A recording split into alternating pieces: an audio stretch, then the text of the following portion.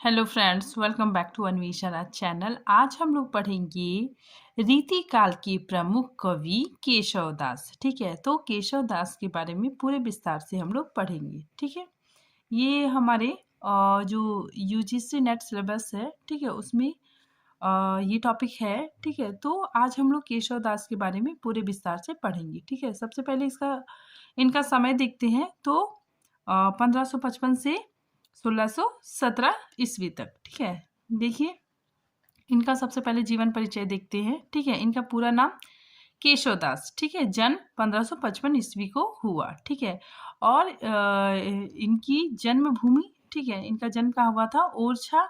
ठीक है, ये ओरछा के रहने वाले थे। ठीक है, ओरछा कहाँ पे है? और मध्य प्रदेश में। ठीक है, और इनकी मृत्यु 1617 ईस्वी में हुई थी। आगे देखिए, आचार्य केशव दास का जन्म 1555 ईस्वी में ओरछा में हुआ। ठीक है, और वे जीतोया ब्राह्मण थे। ठीक है, और इनके पिता का नाम काशीनाथ। ठीक है, इनके पिता का नाम क्या था? काशीनाथ। ठीक है, ओरछा के दरबार में उनके परिवार का बड़ा मान था। ठीक है, और केशव दास स्वयं ओरछा नरेश, ठीक है, ओरछा नरेश महाराज राम सिंह के भाई इंद्रजीत सिंह के दरबारी कवि, मंत्री और गुरु थे। ठीक है, तो ये याद रखिएगा आप लोग, जो केशव दास जी थे ये इंद्रजीत सिंह के दरबारी कवि थे। देखिए, केशव दास संस्कृत के प्रकांड या फिर उत्कृष्ट विद्वान थे। ठीक है, और उनके कुल में भी संस्कृत का प्रचार था। ठीक है, तो उनके कुल में संस्कृत का प्रचार था। ठीक है, यहाँ तक कि उनके नौकर चाकर, ठीक है, उनके नौकर चाकर भी संस्कृत भाषा में बोलते थे। ठीक है, और उनके कुल में भी संस्कृत छोड़कर, ठीक है, हिंदी भाषा में कविता करना कुछ अपमानजनक लगता था। ठीक है, तो केशव दास के घर में उनके नौकर चाकर भी संस्कृत भाषा में बोलते थे। ठीक है, और संस्कृत भाषा को छोड़कर हिंदी में कविता करना कुछ अपमानजनक लगता था। ठीक है, इसीलिए केशवदास जी कहते हैं कि भाषा बोल ना जानही जिनके कुल के दास। ठीक है, तिन भाषा कविता करे जड़मति केशव दास। ठीक है, तो केशव दास जी अनेक भाषाओं में रचना की है। ठीक है, इन्होंने ब्रज बुंदेली भाषा में भी रचनाएं की है। ठीक है, अब आगे देखिए, रीतिकाल के प्रवर्तक। ठीक है, किन किन विद्वानों ने रीतिकाल का प्रवर्तक किसे माना है, किन्हें माना है? ठीक है, इस चीज को हम लोग देखते हैं। ठीक है, देखिए, आचार्य रामचंद्र शुक्ल जी ने चिंतामणि, ठीक है, चिंतामणि जी को रीतिकाल का प्रवर्तक माना है। ठीक है, लेकिन डॉक्टर नगेंद्र, ठीक है, डॉक्टर नगेंद्र के अनुसार, ठीक है, इन्होंने किसको माना? केशव दास को रीतिकाल का प्रवर्तक माना है। ठीक है, फिर देखिए, कठिन काव्य का प्रेत। ठीक है, केशव दास जी को कठिन काव्य का प्रेत किसने कहा है? शुक्ल जी ने कहा है, और देव ने कहा है। ठीक है, फिर देखिए, भाषा का मिल्टन किसने कहा है? तो मिश्र बंधुओं ने कहा है। ठीक है, तो ये काफी इंपॉर्टेंट है, हर बार पूछा जाता है कि कठिन काव्य का प्रेत किसे कहा गया है? तो केशव दास ने। ठीक है, तो किसने कहा है? तो शुक्ल जी ने और देव ने कहा है। ठीक है, अगर एग्जाम में शुक्ल और देव दोनों रहेगा तो हम लोग देव को बोलेंगे। ठीक है, देव को टिक करेंगे, क्योंकि देव ने ही सर्वप्रथम केशव दास को कठिन काव्य का प्रेत कहा था। ठीक है, और आचार्य रामचंद्र शुक्ल ने भी कहा था। आगे देखिए, केशव दास जी, ठीक है, भक्ति काल के भी कवि थे और रीति काल के भी कवि थे। ठीक है, कैसे? देखिए, केशव को हम केवल, ठीक है, केवल रीति काल का कवि नहीं कह सकते। ठीक है, क्योंकि देखिए, केशव का समय संक्रमण का समय था। ठीक है, केशव की शुरुआती रचनाएं, जो केशव दास जी ने शुरुआती रचनाएं रची है, ठीक है, वो भक्ति काल की है। ठीक है, और बाद की रचनाओं में जिसमें लक्षण ग्रंथ परंपरा देखने को मिलता है। ठीक है, तो वो रीतिकाल से संबंधित रचनाएं हैं। ठीक है, तो केशव दास की जो शुरुआती रचनाएं हैं, ठीक है, उसमें भक्ति काल देखने को मिलता है। ठीक है, लेकिन बाद की रचनाओं में रीतिकाल से संबंधित रचनाएं हैं। आगे देखिए, केशव दास भक्ति काल, ठीक है, भक्ति काल व रीति काल के संधि काल के कवि हैं। ठीक है, आचार्य रामचंद्र शुक्ल इनके समय विभाग की दृष्टि से, ठीक है, इन्हें भक्ति काल में तथा प्रवृत्ति, ठीक है, प्रवृत्ति की दृष्टि से रीति काल में रखते हैं, ठीक है।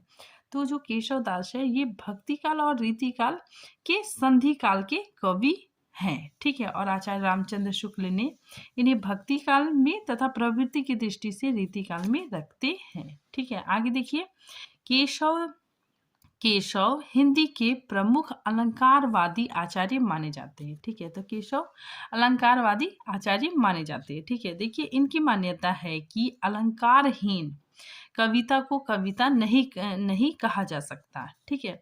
और जिसके समर्थन में ये लिखते हैं, ठीक है। देखिए क्या लिखते हैं, यद्यपि सुजाति सुलक्षणी सुबरन सरस सुवृत भूषण बिनु ना बिराजी कविता बनिता मित, ठीक है। तो ये मतलब अलंकार को काफी महत्व देते हैं, ठीक है, कि कविता में अलंकार होना चाहिए, ठीक है। जिस तरह स्त्री बिना आभूषण के सुंदर नहीं लगती है, ठीक है, उसी तरह कविता भी बिना अलंकार का अच्छा नहीं लगता है, ठीक है। तो ऐसा मानना केशव दास जी का था, ठीक है। आगे देखिए, रीतिकाल के प्रथम कवि, ठीक है, रीतिकाल के प्रथम कवि केशव दास माने जाते हैं, ठीक है। और इन्होंने 9 ग्रंथों की रचना की, ठीक है, मुख्यतः 9 ग्रंथों की रचना की, ठीक है।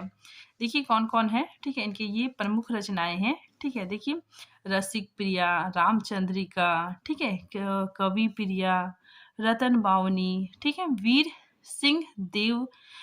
सिंह देव चरित्र, ठीक है, विज्ञान गीता, फिर जहांगीर जस चंद्रिका, ठीक है। तो ये केशव दास की प्रमुख रचनाएं हैं, ठीक है। अब देखिए, इसको हम लोग, इनकी रचनाओं को हम लोग मतलब इस टेबल से भी समझ सकते हैं, ठीक है। यहाँ पे रचना का नाम है, ठीक है, रचना वर्ष है, ठीक है, रचना का प्रकार है और अध्याय है, ठीक है। सबसे पहले देखिए रसिक प्रिया, ठीक है। रसिक प्रिया, इसमें क्या है कि इसमें रसों का वर्णन किया गया है, ठीक है। और इसकी रचना 1591 ईस्वी में हुई, ठीक है। और ये रीति ग्रंथ है, ठीक है। और ये इसमें 16 प्रभाव या प्रकाश है, ठीक है। प्रभाव मतलब वही अध्याय को ही इन्होंने प्रभाव या प्रकाश कहा है, ठीक है। तो इसमें 16 प्रभाव या प्रकाश है, ठीक है। आगे नेक्स्ट देखिए, कवि प्रिया। कवि प्रिया क्या है, इसमें अलंकारों का विवरण है, ठीक है। इसमें क्या है, अलंकारों का विवरण है, ठीक है। और इसकी रचना 1601 ईस्वी में हुई, ठीक है। और ये रीति ग्रंथ है, ठीक है। और इसमें भी 16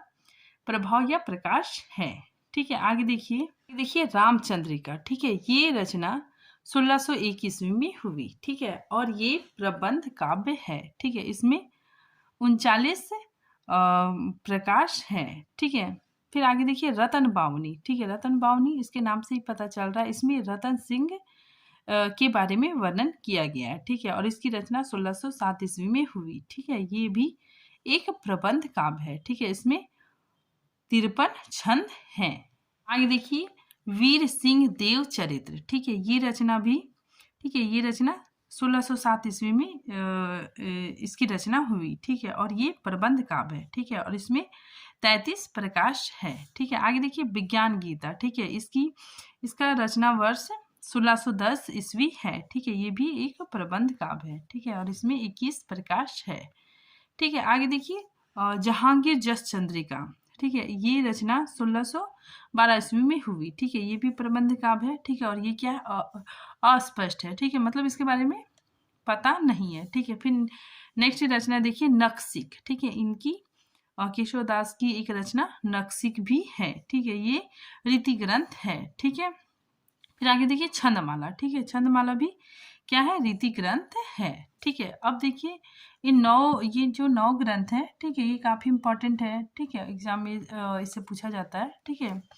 तो हम इसको ट्रिक से याद कर सकते हैं, ठीक है, क्योंकि ये जो पूछा जाता है, ठीक है, ये पूरा मतलब क्रम से पूछा जाता है, ठीक है। तो देखिए हम इस ट्रिक से भी याद कर सकते हैं, केशव रसिक ने, ठीक है। ये केशव कैसे है, रसिक है, ठीक है। तो केशव रसिक ने नखसिक कवि, एक नखसिक कवि है, ठीक है। तो नखसिक कवि रामचंद और रतनवीर को विज्ञान गीता देकर जहांगीर के पास भेजा, ठीक है। तो केशव रसिक ने क्या किया, नखसिक कवि को ठीक है। नक्सिक कवि को रामचंद्र और रतनवीर, ठीक है, ये दो आदमी है ना, तो रामचंद्र और रतनवीर को क्या दिया? विज्ञान गीता, ठीक है, जो गीता है, ठीक है, तो विज्ञान गीता देकर जहांगीर के पास भेजा।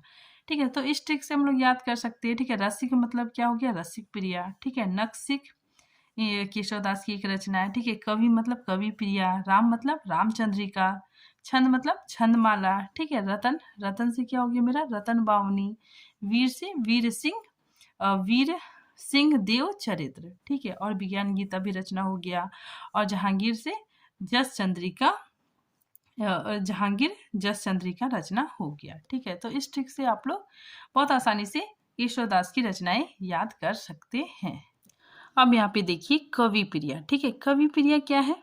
ये अलंकार ग्रंथ है। ठीक है, ये जो केशवदास जी ने लिखा है कवि प्रिया, ठीक है, इसमें मतलब ये अलंकार ग्रंथ है। ठीक है, देखिए कवि प्रिया को अलंकार ग्रंथ भी कहते हैं। ठीक है, फिर आगे देखिए हिंदी का प्रथम काव्य शास्त्रीय ग्रंथ। ठीक है, तो हिंदी का प्रथम काव्य शास्त्रीय ग्रंथ कवि प्रिया है। ठीक है, और कवि प्रिया में 16 अध्याय है।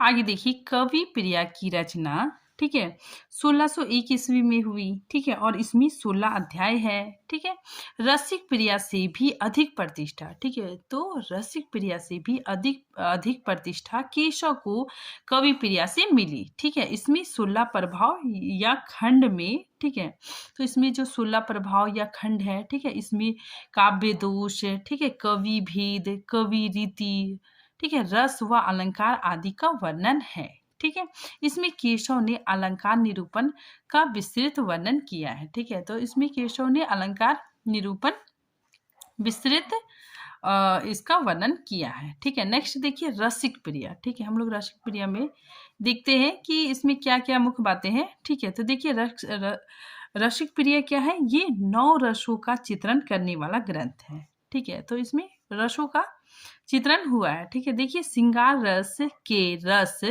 राजस्व के कारण स्वाभाविक रूप से श्रृंगार का केशव ने सर्वाधिक वर्णन किया है। ठीक है, तो केशव ने इसमें श्रृंगार, ठीक है, श्रृंगार रस का सर्वाधिक प्रयोग किया है। ठीक है, परंतु उन्होंने अन्य रसों का समायक निरूपण किया है। ठीक है, तो श्रृंगार रस का वर्णन तो किया ही है। ठीक है, और अन्य रसों का भी वर्णन किया है। ठीक है, आगे देखिए रसिक प्रिया केशवदास की पहली कृति है।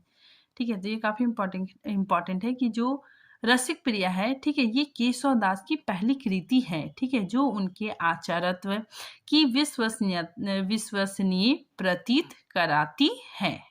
आगे देखिए विज्ञान गीता। ठीक है, विज्ञान गीता में क्या है? ये इसमें दर्शन है। ठीक है, देखिए ये आध्यात्मिक ग्रंथ है। ठीक है, और इसमें 15 प्रकाश है। ठीक है, और प्रतीक शैली में लिखा गया है। ठीक है, अब आते हैं रामचंद्रिका। ठीक है, ये काफी इंपॉर्टेंट है। ठीक है, रामचंद्रिका केशवदास की बहुत ही अच्छी रचना मानी जाती है। ठीक है, देखिए रामचंद्रिका, इसमें क्या है? राम कथा है। ठीक है, और इसमें प्रमुख प्रसंगों को छंदबद्ध किया गया है। ठीक है, और साथ ही इसमें छंदों की विविधता पाई जाती है। ठीक है, मतलब इसमें विभिन्न प्रकार के छंद देखने को मिलते हैं। ठीक है, लेकिन आचार्य रामचंद्र शुक्ल इनके बारे में क्या कहते हैं? देखिए इनकी आलोचना करते हुए कहते हैं, देखिए शुक्ल जी के अनुसार केशव में संबंध निर्वाह की क्षमता नहीं थी। ठीक है, तो ये ऐसा कहना आचार्य रामचंद्र शुक्ल जी का है कि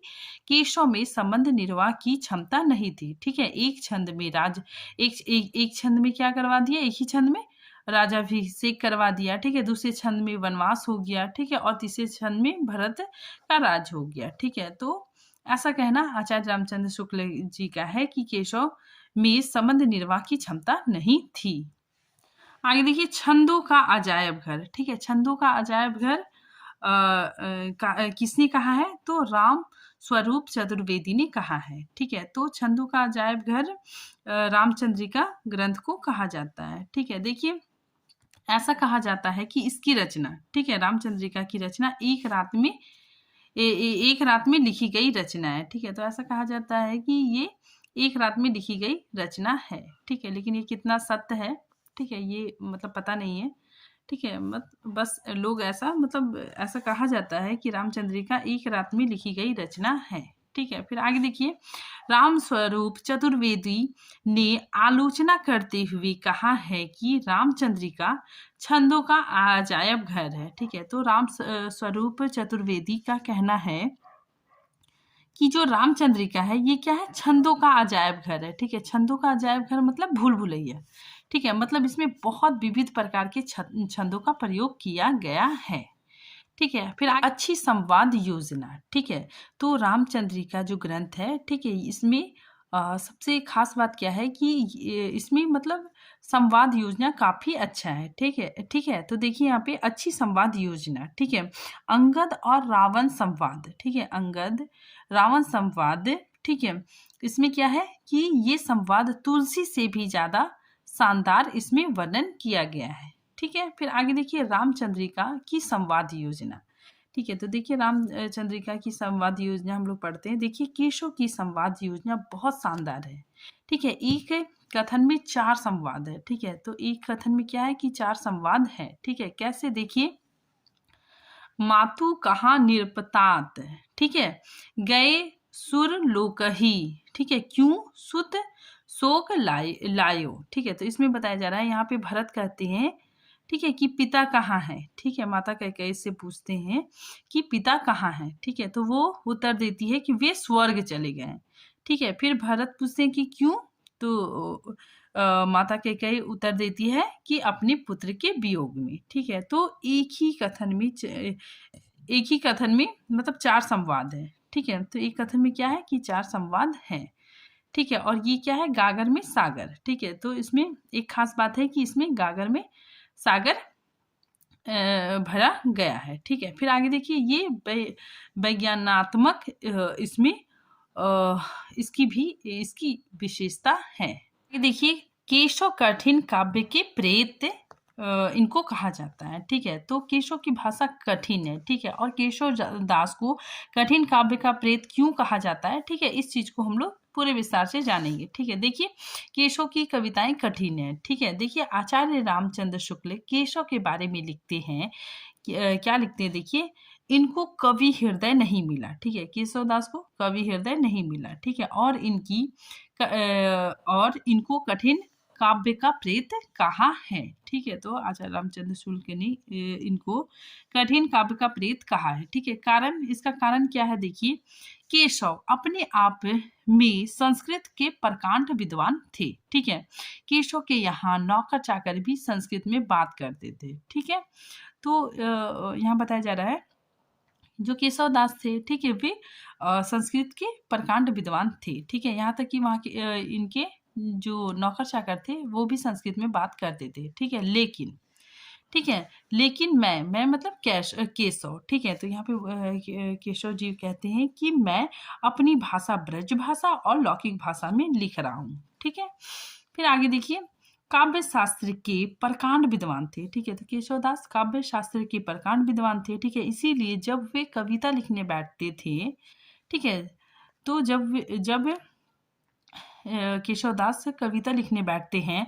तो चाहते हैं कि मेरी सारी विद्वता, ठीक है, वो सब मेरे एक ही कविता में दिख जाए। ठीक है, तो केशवदास चाहते थे कि मेरी जो सारी विद्वता है, ठीक है, वो मेरे एक ही कविता में दिख जाए। ठीक है, फिर आगे देखिए, आगे केशवदास जी कहते हैं कि मतलब मैं इतिहासकार हूँ। ठीक है, मान लीजिए मतलब केशवदास जी क्या है, इतिहासकार है। ठीक है, तो मैं इतिहासकार हूँ तो मेरा इतिहास बोध भी रचना में दिखना चाहिए।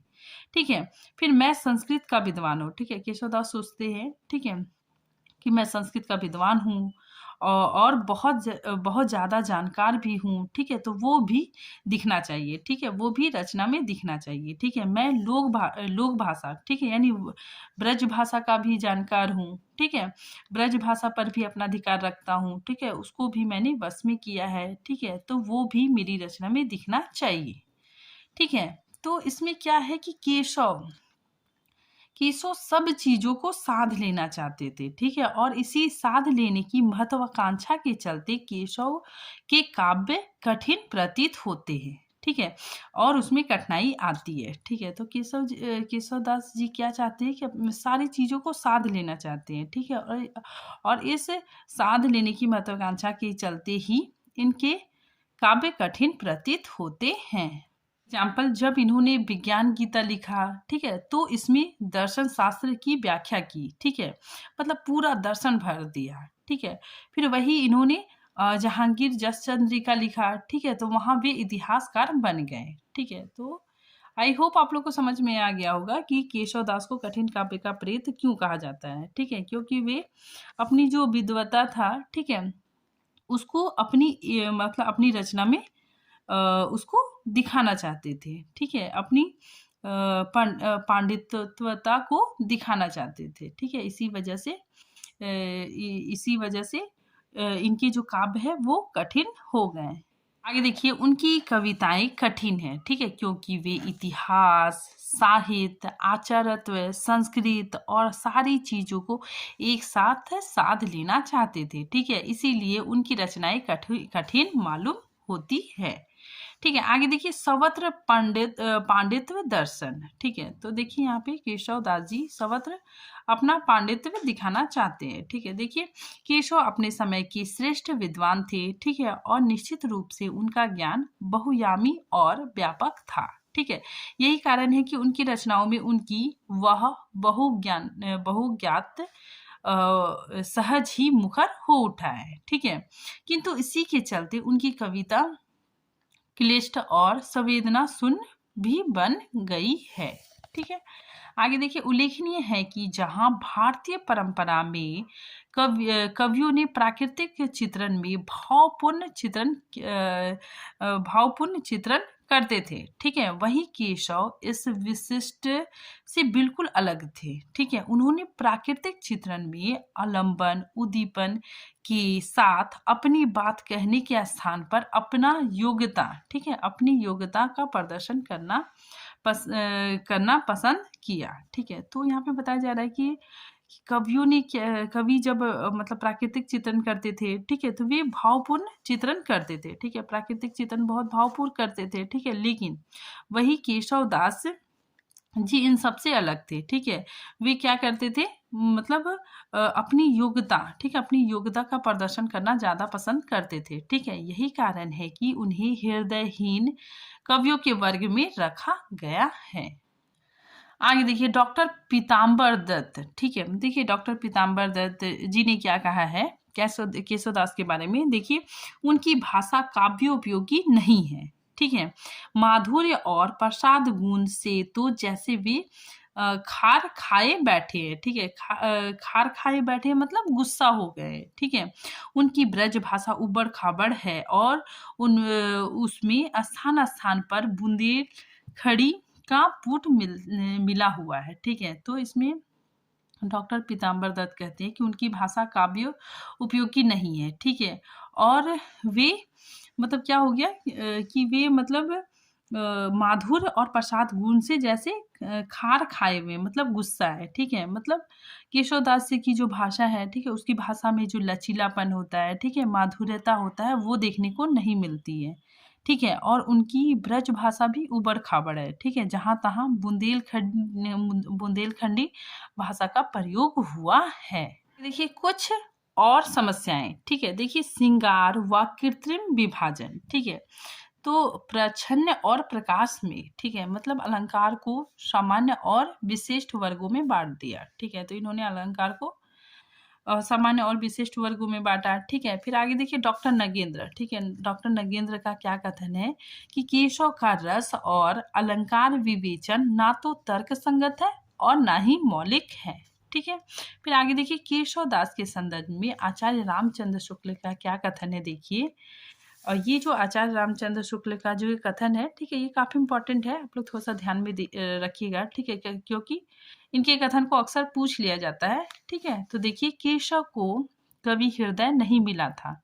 ठीक है, उनमें वह साहृदयता, ठीक है, या भावुकता नहीं थी जो एक कवि में होना चाहिए। कवि कर्म में सफलता के लिए भाषा पर जैसा अधिकार चाहिए वैसा उन्हें प्राप्त नहीं था। ठीक है, केशव उक्ति व्यक्ति एवं शब्द कीड़ा के प्रेमी थे। ठीक है, तो ऐसा कथन आचार्य रामचंद्र शुक्ल जी का है। ठीक है, एक और कथन रामचंद्र शुक्ल जी का है। ठीक है, ये भी काफी इंपॉर्टेंट है। देखिए इनका कथन है कि वे संस्कृत साहित्य से सामग्री लेकर अपने विशिष्ट पांडित्य और रचना कौशल की धाक जमाना चाहते थे। ठीक है, तो ऐसा कथन किसका है? आचार्य रामचंद्र शुक्ल जी का है, केशव दास के प्रति। ठीक है, फिर आगे वे लिखते हैं, पर इस कार्य में सफलता प्राप्त करने के लिए भाषा पर जैसा अधिकार चाहिए वैसा उन्हें प्राप्त न था। ठीक है, अपनी रचनाओं में उन्होंने अनेक संस्कृत काव्य की उक्ति लेकर भर दी।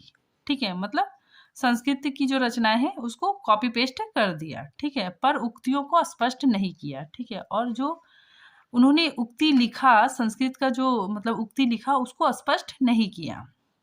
ठीक है, तो उक्तियों को स्पष्ट नहीं किया।